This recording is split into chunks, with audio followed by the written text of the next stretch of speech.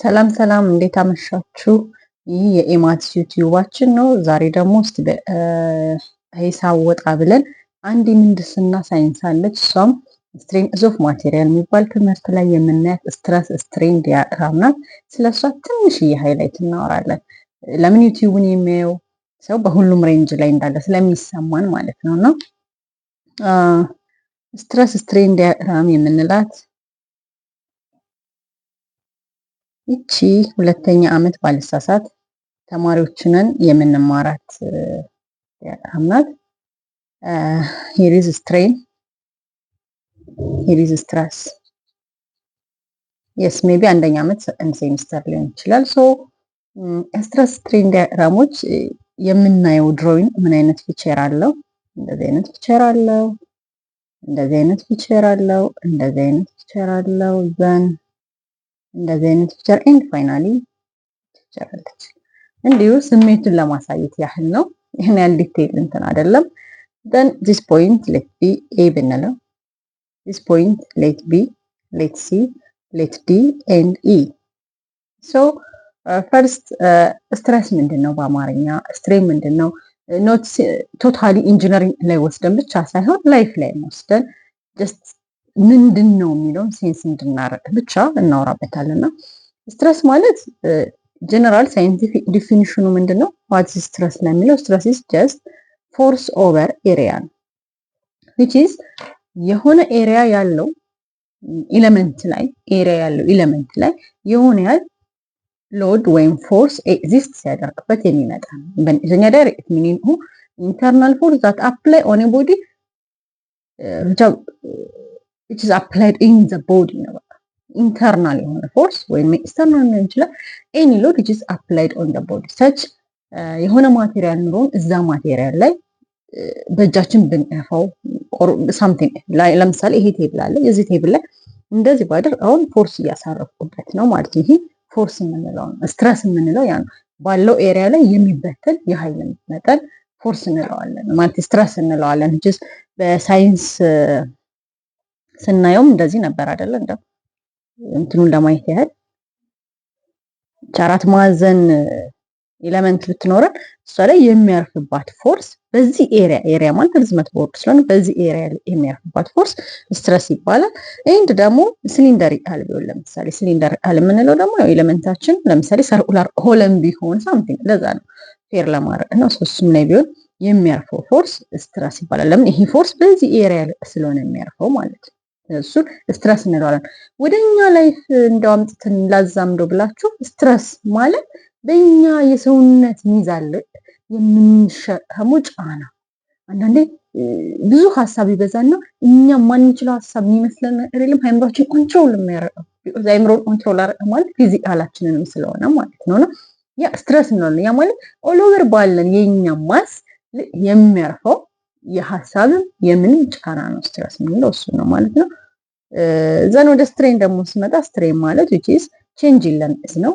ዲታይል ኦቨር ኤል which means እነዚህ ኤሌመንቶች ለዚህኛው ስትረስ የሚኖራቸው የሌንዝ ለውጥ ነው። ለምሳሌ አንድ ኮምፕረስድ የሚሆን ኤሌመንት ብንጫ ነው ወደ ታች ይሰምጣልኝ አይደል እንዴ?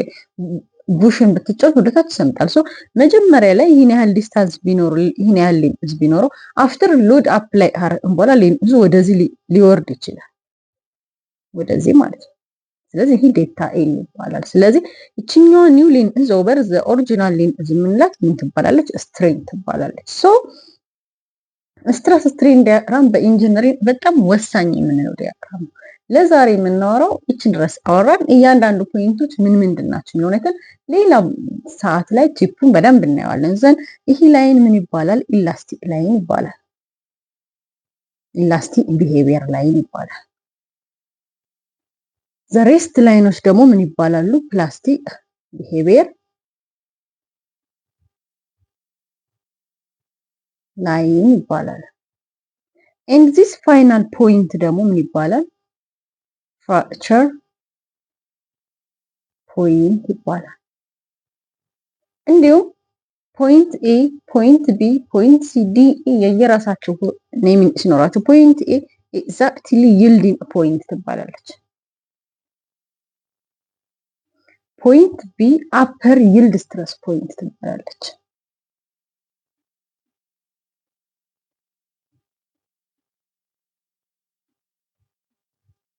ኤንድ ፖይንት ሲ ሎወር ይልድ ስትረስ ፖይንት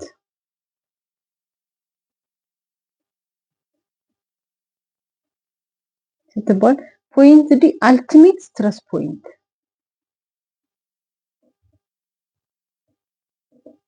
ይባላል። ሶ ስትረስ ስትሬን ዲያግራም ቤዚካሊ የሚሰራው ለአርሲ ስትራክቸሮች፣ ለብረትም፣ ለኮንክሪትም፣ ለአርማታም ስሌት የምንሰራበት ነው። የዲዛይኑ መጀመሪያ አይዲያ ነው ባይዘው እና እዚህ አይዲያ ላይ በደንብ ውስጣችን ኢንትራላይዝ አረው ምህንድስናው በደንብ የኛ እየሆነ ይመጣልና እዚህ ላይ በስዕል ስናየው የተለየ የሚመስለን ኢሜጅ ሁሉ መሬት ላይ ፕራክቲካሊ ኮንስትራክሽን ላይ ወይንም ዲዛይን ላይ ያለ ነገር መሆኑን እንድንይዘውና ሃይላይት ለመስጠት ያህል ኢላስቲክ ቢሄቪየር የምንለው ኤሌመንቶች ሊኒየር የሆነ ፍሎ ያለበት ያ ማለት የሚመጣባቸው ጫና ወይም ስትረስ እና ለዛ ጫና የሚሰጡት ምላሽ ተመሳሳይ የሆነ ፖይንት ኢላስቲክ ፖይንት እንለዋለን። ባይ ዴፊኒሽንም ማብራራት አለብን። ኢላስቲክ ፖይንት ማለት ስፕሪንግ አለን አይደለም? ስፕሪንግ ስንጫነው ወርታች ይወርዳል፣ ጫናውን ስናነሳው ቦታው ላይ ይመለሳል። ያ ማለት ስትራክቸሮች አቢሊቲያቸው ምንድነው ማለት ነው? ዲፎርም ማድረግ ይችላሉ። አፍተር አፕላይንግ ዘ ፎርሱን አፕላይ ነው ያን ፎርስ ስናነሳው ወደ ኖርማል ፕሌሳቸው የመመለስ ችሎታ ያላቸው ኢላስቲክ ቢሄቪየር ፖይንት ላይ ነው ማለት ነው። ከዚህ ፖይንት ወጣን በኋላ እንደምታዩት ላይኑ አርች ነው። ኢዝ ኖት ስትረስ ስትሬት። ያ ማለት ምንድነው? የስትረሱና የስትሬኑ ፍሎ ፕሮፖርሽናል አይደለም። ዊዝ ሚኒመም ስትረስ ነው ስትሬን እያደረገ የሚሄደው። ያ ማለት ይልድ ፖይንት ላይ ደረስን ማለት ማክሲመም ስትረሳችን ላይ ደረስን። ከዚች በኋላ ትናንሽ ሎድ እያሳረፍንበት ስትራክቸሩ ምን ይሆን ይላል? እየተለጠጠ ይሄዳል፣ ወይንም ስትሬን እያደረገ ይሄዳል። ቼንጅ ሌን ኢንሳፕን እያደረገ ይሄዳል። ፋይናሊ ሲጨርስ ምንድነው የሚሆነው? ኤ ላይ ሲደርስ ፍራክቸሪንግ ፖይንት ማለት ኮምፕሊትሊ ፌል አውት የሚያደርግበት ፖይንት ነው። ሶ በመሀል ያሉት አፐር ይልድ ስትረስ ምንድነው? ሎወር ይልድ ስትረስ ምንድነው? አልቲሜት ይልድ ስትረስ ምንድነው የሚለውን በሌላ ጊዜ እናያለን። መሀንዲሶች አላችሁ ጆይን አድርጉ። ትንሽ ቲፖችን የተሰጣጠን ዩቲዩባችን እናሳድጋለን። ኢን ዲቴል ደግሞ ሙሉ ኮርሶችን የምንወስድበት ሰዓት ይኖራል። እስከዛ ቻለው።